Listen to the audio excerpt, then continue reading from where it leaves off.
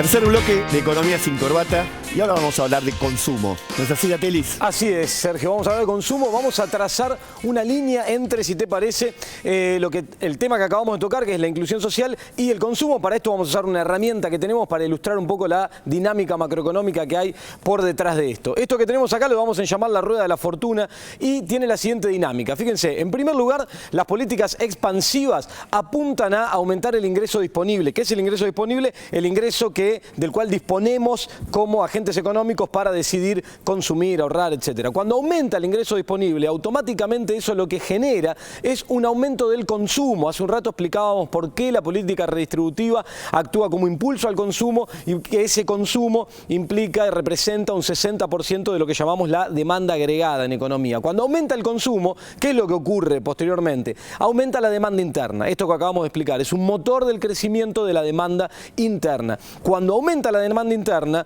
lo que ocurre como consecuencia de esto es que aumenta la industria. Digamos, hay más industrialización, lo veíamos en el informe del primer bloque, la industria responde a esto e incrementa su actividad. Posteriormente al aumento de la industria, la consecuencia, y lo veíamos también en el informe y en las referencias que hacían los en primera persona quienes habíamos entrevistado, aumenta el empleo, objetivo final de la política económica. Toda esta rueda que ahí vemos cómo va girando en sentido de las agujas del reloj, porque avanza, va hacia adelante, tiene esa dinámica.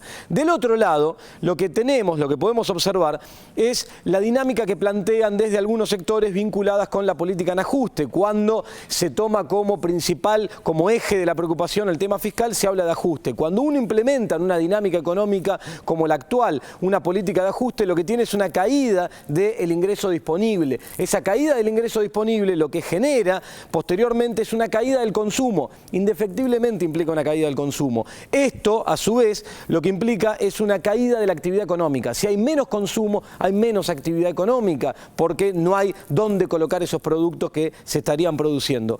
Luego de la caída de la actividad económica, lo que vemos es una caída en la rentabilidad empresaria. Es decir, los sectores empresarios, cuando hay políticas de ajuste y se debilita la demanda, tienen una caída en la rentabilidad. Y posteriormente a esto, lo que ocurren son despidos y recortes salariales. Entonces, en definitiva, la primera, la dinámica del sector público, el Estado presente, estimulando la economía, lo que genera es un círculo virtuoso, que por eso veíamos la rueda girando en sentido de las agujas del reloj, como tenemos acá, en esta. Y del otro lado, con las políticas de ajuste, lo que vemos es una rueda que gira en sentido contrario a las agujas del reloj, porque implica un retroceso en términos de dinámica de la actividad económica. Este es el vínculo que intentamos trazar entre inclusión social y consumo. Y ahora, si te parece, Sergio, lo que vamos a hacer es ver el informe que tenemos preparado sobre consumo. Así es, pero antes le tenemos que poner el voto al consumo. Vamos a meterle un voto. Y vamos al informe. Ahí va.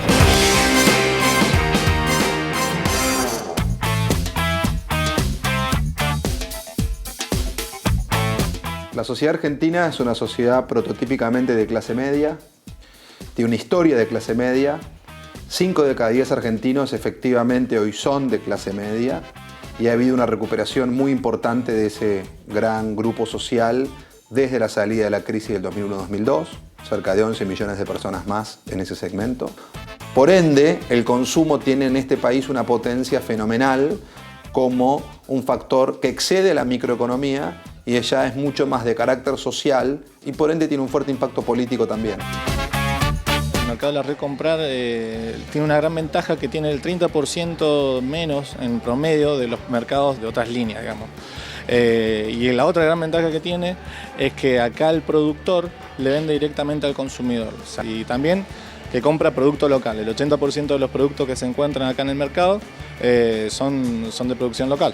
Bastante la diferencia, porque yo del lado mío lo veo como persona pobre, humilde. Entonces, del lado mío, cuando vengo a comprar acá me ahorro mucho más plata. Verdura no se puede comprar en otro lado que no sea acá. La diferencia es muy grande.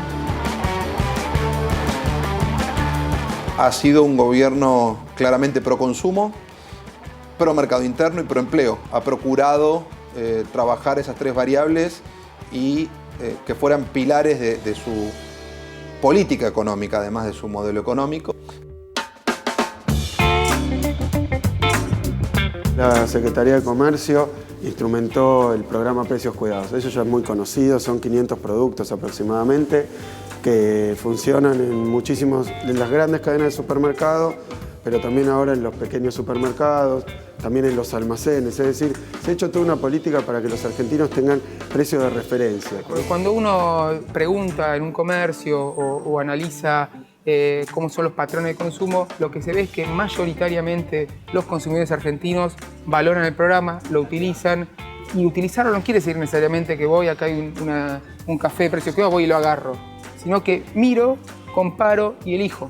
Hoy encontramos marcas de lujo de indumentaria que tienen una buena parte de su venta en Hora 12. Es decir que sectores sociales que seguramente o muy probablemente no adhieran con las políticas de este gobierno, sí, cuando ese plan aparece, lo utilizan. Lo que generó fue una difusión muy fuerte para el consumidor, para el cliente, de tener la posibilidad a través de su tarjeta de crédito, de su banco, de cualquiera de las marcas, poder adquirir el producto en 12 cuotas sin interés. Nadie te va a decir que comprar con descuento no me gusta. Esto es otro gran aprendizaje post-2001-2002. La sociedad post-crisis es una sociedad donde lo que hoy te dicen es pagar menos es lo más.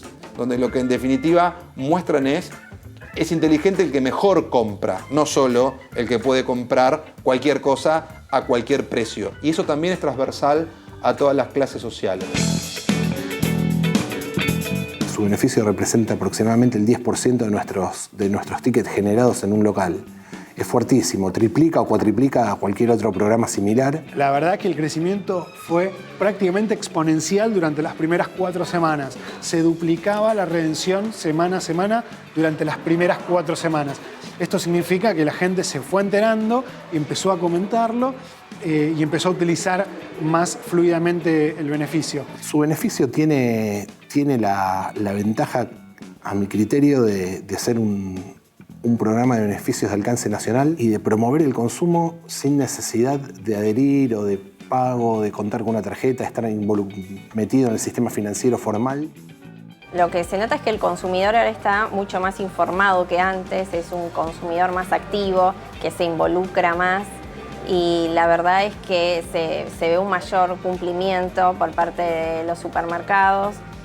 Que lo que siempre nosotros decimos desde aquí es que no hay mejor inspector que un consumidor bien informado. ¿Qué pasa con el resto de los precios? Obviamente no es objetivo el programa Precios Cuidados ponerle precios a todos los productos de la góndola. Por ejemplo, en este supermercado debe haber unos 4.000, 5.000 precios que corresponden con los productos que se ofrecen todos los días. No es la idea. Lo que tenemos como idea es que al haber referencia de precios, el resto de los productos no se pueden alejar mucho, y obviamente hay diferencias entre los precios cuidados y el resto de los productos, así como hay diferencias entre este bizcocho y este bizcocho, que ninguno de los dos es precios cuidados. Los supermercados centrales son un canal directo de venta en convenio con el mercado central de la zona. ¿Y por qué está cerrado? Está cerrado porque el gobierno de Macri no quiere que se abra. Así de fácil. Lo que decimos es que vamos a seguir denunciando y batallando contra el gobierno de la ciudad, porque si no, el propio gobierno de la ciudad, que tanta laraca hace, bueno, hasta ahora que Macri, después de la última elección, parece que está de acuerdo con todas nuestras políticas, debería estar de acuerdo con esta también, debería estar de acuerdo con Precios Cuidados, porque a diferencia de lo que hacen ellos, que es aumentar las tarifas, aumentar el subte, aumentar todo lo que puedan, aumentar los impuestos, esto es para bajar los precios.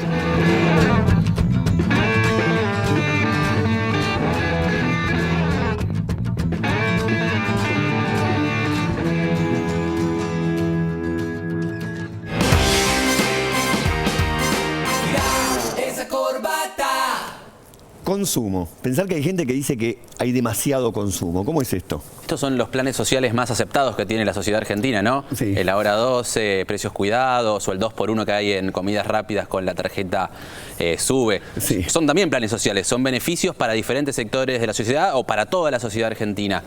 No es neutral elegir crecer a partir del consumo interno impulsado por el sector privado y el sector público, o elegir crecer como motor del crecimiento la exportación.